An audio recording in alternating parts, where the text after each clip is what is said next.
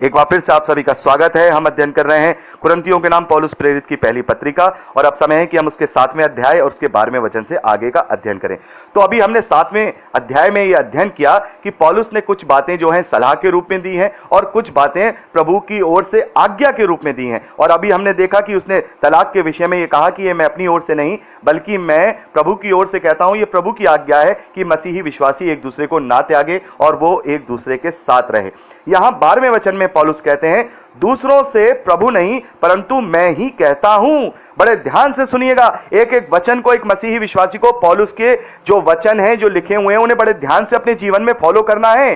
पतरस ने हमें यह चेता दिया है कि पौलुस की बहुत सारी ऐसी बातें हैं जिसे अनपढ़ और चंचल लोग नहीं समझते हैं और अपने नाश का कारण बनते हैं। यहां पर पौलुस, बड़े ध्यान से इस बात को सुनिएगा जो पौलुस कह रहे हैं, और बहुत सारे लोग इस वचन का गलत मतलब निकालते हैं। आज मैं आपको इसका सही मतलब बताने की कोशिश करूंगा। पौलुस कह रहे हैं, दूसरों से प्रभु नहीं परंतु मैं ही कहता हूं, यदि किसी भाई की पत्नी विश्वास ना रखती हो और उसके साथ रहने से प्रसन्न हो तो वह उसे ना छोड़े।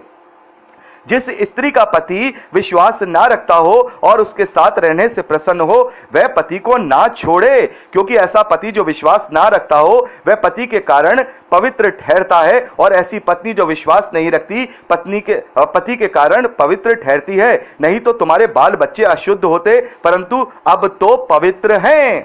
तो यहां पर पौलुस कह रहे हैं कि एक मसीही विश्वासी का अगर पति अविश्वासी है और वो उसके साथ रहने में प्रसन्न है तो उसको ना छोड़े, उसके ना त्यागे। और ऐसे ही जो पत्नी अगर अविश्वासी है और कोई पति विश्वासी है और वो पत्नी उसके साथ रहने में प्रसन्न है तो वो पति भी उसे, अपनी पत्नी को ना छोड़े, उनके साथ रहे, क्योंकि वो एक दूसरे को आशीषित कर सकते हैं। लेकिन बहुत सारे लोग इस वचन से यह मतलब निकालते हैं कि यहां पौलुस ने हमें यह आज्ञा दे दी है या हमें यह छूट दे दी है कि जो मसीही विश्वासी जो अविवाहित है वो किसी अविश्वासी से शादी कर सकता है। यानी कोई मसीही विश्वासी जो बहन है या मसीही विश्वासी भाई है वो किसी अविश्वासी से ब्याह कर सकती है, शादी कर सकती है। इस वचन को लेकर लोग ये कहते हैं कि पौलुस ने तो कहा है, लेकिन हमें समझना होगा यहां पर पौलुस उनके विषय में यहां नहीं कह रहे हैं जो अविवाहित है। जो अविवाहित मसीही विश्वासी हैं उनके लिए यह बात नहीं हो रही है, बल्कि जो पहले से ही जो विवाहित जोड़े हैं, जो अविश्वासी थे, जिन्होंने प्रभु को ग्रहण नहीं किया था और शादी के बाद ग्रहण करते हैं, ऐसी परिस्थिति में यहां पर पौलुस कह रहा है कि एक दूसरे को मत छोड़ो। ये पौलुस नहीं कह रहे हैं कि जो अविवाहित मसीही विश्वासी हैं वो किसी अविश्वासी जो स्त्री है उससे शादी कर ले, उससे ब्याह कर ले, क्योंकि अगर हम ऐसा करेंगे तो फिर जानबूझ के अपने जीवन में क्लेश को उत्पन्न करेंगे। क्योंकि एक मसीही विश्वासी बहन या भाई का किसी अविश्वासी के साथ विवाह करना अपने आप को बिल्कुल जैसे कहते हैं ना, अंगारों पर रखने की बात हो जाती है, क्योंकि फिर एक दूसरे में क्या होगा, हमेशा डिस्प्यूट होते रहेंगे। तो मसीही विश्वासियों को यह चाहिए कि जब वो शादी करें तो वो विश्वासियों में ही करें।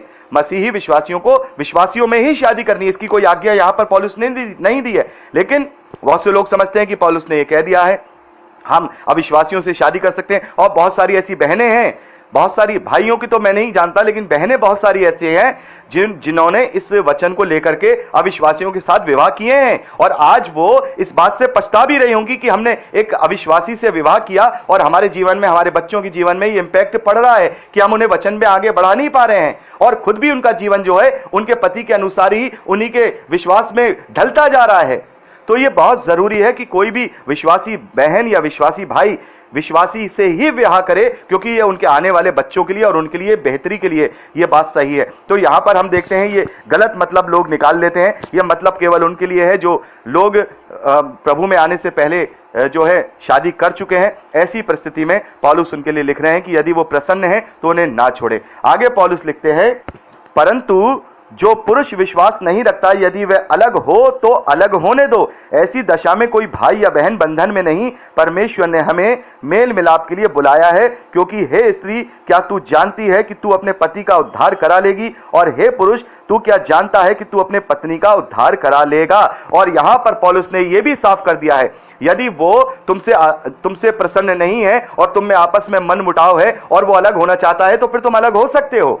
ऐसी परिस्थिति में जब तुम विश्वास में आए हो और शादी तुमने अविश्वासी अवस्था में की है तो फिर तुम अलग हो सकते हो। यहां पे पौलुस ने कह दिया है, मान लीजिए कोई पुरुष है और उसने शादी की, जब वो विश्वास में नहीं था और उसने शादी के बाद उसने विश्वास में आया और उसकी पत्नी इस बात को लेकर के उससे लड़ रही है, झगड़ रही है और उससे अलग होना चाहती है, तो फिर यहां पर वो बंधन में नहीं है कि वो जबरदस्ती उससे अपना रिश्ता निभाए। ठीक है भाई, मैं विश्वास में आया हूं, मैं सच्चाई में आया हूं, तुम नहीं जान पा रही हो, अगर तुम मेरे साथ नहीं रहना चाहती हो तो तुम्हारी मर्जी है, तुम मुझसे अलग हो सकती हो। लेकिन वो अपने आप से उसे अलग ना करे। यदि वो रहना चाह रही है, उसके साथ प्रसन्न है, तो पता लगा उसे छोड़ दिया कि भाई मैं अविश्वासी स्त्री के साथ नहीं रहूंगा, नहीं, ये गलत हो जाएगा, ये परमेश्वर के विरोध में हो जाएगा। लेकिन यदि वो नहीं रहना चाहती है, वो तुम्हारे विश्वास को नहीं पसंद कर रही है और वो कह रही है कि नहीं तुम्हें अपने विश्वास छोड़ना पड़ेगा, ये है वरना मैं तुम्हें छोड़ दूंगी, तो आप उससे बड़े धीरज के साथ कह सकते हैं कि आपकी मर्जी है, आप चाहे जो करें और मैं तो आपके साथ खुश हूं, लेकिन अगर आप मेरे साथ खुश नहीं हैं तो आप मुझे छोड़ सकते हैं। तो ऐसी अवस्था में कोई भी भाई या बहन के साथ अगर ऐसा जीवन में होता है, उसका पति या पत्नी अलग होना चाहे तो वो उनसे अलग हो सकता है। अब वो किसी और बंधन में नहीं है, क्योंकि परमेश्वर ने हमें मेल मिलाप के लिए बुलाया है। तो यहां पर जो पौलुस ने विवाह के विषय में जो बातें की हैं, बहुत सारी बातें ऐसी हैं जो प्रभु में आज्ञा दी हैं और बहुत सारी चीजें ऐसी हैं जो सलाह दी है, और ये भी सलाह के रूप में ही यहां पर हम देखते हैं। जो अविश्वासी और विश्वासी की बात हो रही है, ये भी सलाह के रूप में ही, आज्ञा के रूप में नहीं है, इसे हमें ये देखना होगा। लेकिन जो पौलुस ने सलाहें दी हैं वो भी कोई अपनी बुद्धि से नहीं दी हैं, पवित्र आत्मा की सामर्थ्य में होकर वो सलाहें लिखी हैं, और वो सलाह और एडवाइस हमारे जीवन में, हमारे आत्मिक उन्नति में बढ़ोतरी करने के लिए सहायक है। तो हम इन्हें इग्नोर भी नहीं कर सकते कि हम इग्नोर कर देंगे, नहीं। तो हमें समझना होगा पौलुस की एक एक वचन को अच्छी तरह से ध्यान में रखकर कि पौलुस ने क्या कहा है, पौलुस ने क्या जो है हमें समझाया है। तो हम समझ गए कि जो मसीही विश्वासी है उन्हें केवल विश्वासियों में ही विवाह करने हैं। लेकिन जो यहाँ पर हम देखते हैं, अगर जो उनका शादी हो चुकी है वो फिर वो किसी भी रीति से एक दूसरे को तलाक नहीं दे सकते। यदि वो अलग होना चाहें तो अलग हो सकते हैं, लेकिन वो बिना विवाह किए ही रहे और हो सके तो आपस में मेल कर लें। इसके विषय में हम काफी बात कर चुके हैं। तो यहाँ पर हमने 16वें वचन तक का अध्ययन किया। अब हम जो है चलते हैं 17वें वचन से। तो यहाँ पर हम देखते हैं, जो 17वें वचन से लेकर के जो 24वें वचन तक पढ़ते हैं, यहाँ पर हम देखते हैं कि जो परमेश्वर की बुलाहट जो मसीही विश्वासियों में है, उस बुलाहट के अनुसार उन्हें वैसा ही चलना है। यानी कि हम बहुत जगह देखते हैं कि जो शरीर की चीजें हैं उस पर बहुत ज्यादा बल दिया जाता है, जो परंपराएं हैं उन पर बहुत ज्यादा बल दिया जाता है। 17वें वचन से पौलुस लिखते हैं, जैसा प्रभु ने हर एक को बांटा है और जैसा परमेश्वर ने हर एक को बुलाया है वैसा ही वह चले। यानी कि जैसा परमेश्वर ने जिसको जो वरदान दिए हैं उसी के हिसाब से वो अपने जीवन को जिए और उसी के हिसाब से वो अपने जीवन पर चले, वैसा ही वह चले। मैं सब कलीसियाओं में ऐसा ही ठहराता हूं, जो खतना किया हुआ बुलाया गया हो वह खतना रहित ना बने, जो खतना रहित बुलाया गया हो वह खतना ना कराए। ना खतना कुछ है और ना खतना रहित, परंतु परमेश्वर की आज्ञाओं को मानना ही सब कुछ है। यहां पर पौलुस कह रहे हैं, जिस दशा में तुम्हें बुलाया गया है वैसी ही दशा में तुम परमेश्वर की लिए अपनी महिमा करो, परमेश्वर की महिमा करो। तुम्हें अपने आप को बदलने की जरूरत नहीं है। और बहुत सारी जगहों पे मैं देखता हूं, बहुत से लोग जो शाकाहारी लोग होते हैं वो प्रभु को ग्रहण करते हैं। बहुत सारे जो मसीही विश्वासी हैं उनको तुच्छ कह करके कहते हैं, भाई तुम तो शाकाहारी हो, काय के मसीह हो, काय के ईसाई हो, जो तुम मीट नहीं खा सकते हो। तो यहां पर पौलुस कह रहे हैं, जैसा आया है वो वैसा ही रहे। जो खतना रहित आया है वो खतना रहित रहे, जो खतना सहित आया है वो खतना सहित रहे। ना ही खतना कुछ है, ना ही खतना रहित कुछ है, सब कुछ परमेश्वर की आज्ञा का पालन करना है।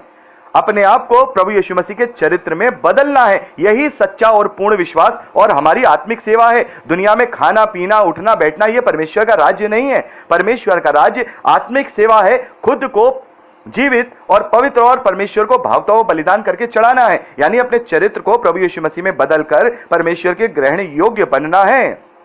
यहां पौलुस 20वें वचन में कहते हैं, हर एक जन जिस दशा में बुलाया गया हो उसी में रहे। यदि तू दास की दशा में बुलाया गया है तो चिंता ना कर, परंतु यदि तू स्वतंत्र हो सके तो ऐसा ही काम कर, क्योंकि जो दास की दशा में प्रभु में बुलाया गया है वह प्रभु में स्वतंत्र किया हुआ है। और वैसे ही जो स्वतंत्रता की दशा में बुलाया गया है वह मसीह का दास है। तुम दाम देकर मोल लिए गए हो, मनुष्यों के दास ना बनो। हे भाइयों, जो कोई जिस दशा में बुलाया गया हो वह उसी में परमेश्वर के साथ रहे। यहां पर साफ तौर पर जो पौलुस हैं ये इंडिकेशन दे रहे हैं, मसीही विश्वासियों को ये बात समझा रहे हैं कि जो जिस दशा में आया हो वो उसी दशा में रहे। वो अपनी दशा को ये ना सोचे कि मैं ऊपर हूं कि मैं नीचे हूं। यदि गरीबी में बुलाया गया है तो उसी में संतुष्ट रहे। यदि अमीरी में बुलाया गया है तो वो परमेश्वर के लिए दान करके अपने आप को उसके ग्रहण योग्य बनाए, हर रीति से जो है वो परमेश्वर की महिमा करे। और यहां पर हम देखते हैं बहुत सारे लोग इस बात को समझ नहीं पाते हैं, जो खतने के विषय में यहां पर जो बात हुई है, तो यहां पर जो बात की जा रही है ये यहूदियों और अन्य जातियों के बीच में की जा रही है। यानी कि यहूदी जो लोग जो मसीह में विश्वास में आए हैं, यदि वो चाहें तो खतना अपने जीवन में जारी रखना चाहते हैं तो खतना जीवन में जारी रखें, और जो अन्य जाति है जो विश्वास में आई हैं, यदि वो खतना कराना नहीं चाहते हैं तो वो खतना ना कराएं, क्योंकि खतना कराना या खतना ना कराना या फिजिकल काम करना या फिजिकल काम ना करना ये परमेश्वर का राज्य नहीं है। शाकाहारी होना या मांसाहारी होना ये परमेश्वर का राज्य नहीं है। हम कैसे कपड़े पहनते हैं, हम कैसे कपड़े नहीं पहनते हैं, ये परमेश्वर का राज्य नहीं है। हमारा नाम क्या है, हमारा नाम क्या हो गया, इससे भी कोई फर्क नहीं पड़ता। बहुत सी कलीसियाओं में मैं देखता हूं जो मसीही विश्वासी विश्वास में आते हैं उनका नाम बदलने की कोशिश करते हैं। नहीं, यहां पे पौलुस कह रहे हैं जैसी दशा में आए हो वैसे ही रहो। तुम्हारे इन चीजों से परमेश्वर को कोई मतलब नहीं है, कोई सरोकार नहीं है, फिजिकल चीजों से उसे कोई मतलब नहीं है, वो तुम्हारी आत्मिकता को देखने वाला है। तो यहां पर पौलुस ने पूरे साफ शब्दों में यह बात कह दी है कि हम किसी को फिजिकल तौर पे बदलने की कोशिश ना करें, ना ही उस पर यह धार्मिकता थोपें कि ये फिजिकल काम करने से तुम धार्मिक बन जाओगे। नहीं, हम किसी भी फिजिकल काम को, केवल बपतिस्मा को छोड़ किसी भी फिजिकल काम से हम धार्मिक नहीं बनेंगे। हम केवल प्रभु यीशु मसीह के चरित्र को और उसके स्वभाव को, उसके चाल चलन को अपने अंदर ग्रहण करेंगे, तभी हम जो है क्या कर सकते हैं, हम उद्धार को प्राप्त कर सकते हैं। तो यहां पर हम देखते हैं कि पौलुस ने कहा है कि जैसा जिस स्थिति में, जैसा जिस परिस्थिति में आया है, जैसी दशा में आया है, वैसे ही उसी बुलाहट के अनुसार वह चले, उसको कोई फिजिकल रूप से बदलने की कोशिश ना करे। तो यहां पर हमने 24वें वचन तक का अध्ययन किया। अब समय है कि हम उसके 25वें वचन से आगे का अध्ययन करें, जो हम अगली रिकॉर्डिंग में करेंगे। प्रभु आपको आशीष दे। Praise Lord.